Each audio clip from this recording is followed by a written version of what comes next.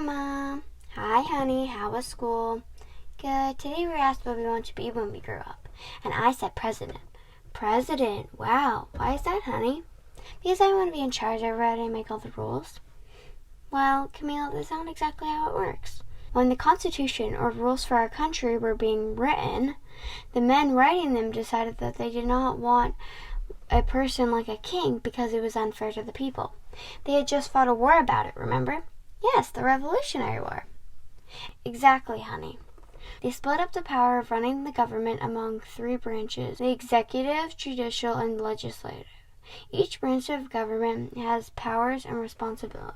Let's start with the executive branch. The executive branch is in charge of executing the laws, the military, and can pass or veto bills that are approved by the other two branches. The branch is made up of the President, Vice President, current Vice President, Kamala Harris, the first woman to be Vice President, and the Cabinet.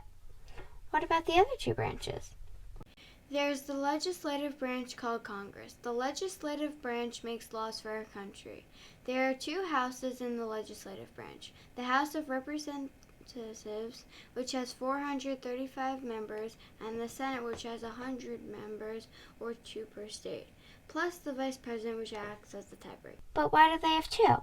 Because at the Constitutional Convention, the delegates were fighting over representation, and Roger Sherman from Connecticut came up with a compromise to have two houses, one with a set number from each state and one with representation based on population. But what do? Well, bills, which are what laws are called before they are called laws, are introduced in either house and get voted on.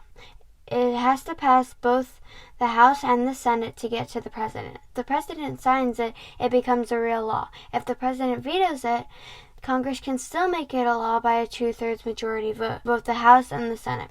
The first woman to serve in Congress was Jeannette Rankin, who served in the House of Representatives. Wow, can you tell me all about the judicial branch? The judicial branch is in charge of interpreting the laws, which means they make sure the laws are fair and follow the Constitution. The branch is made up of the Supreme Court, state courts, and other local courts. The Supreme Court is the highest court in the country. It is made up of 9 justices who are appointed by the President for life.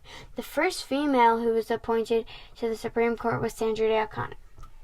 Now do you understand how the branches of government work? In our country, not one person can have all the power. Now I want to be like Sandra Day O'Connor, Jeannette Rankin, and Kamala Harris and be the first female in a row. Except I want to be first female president.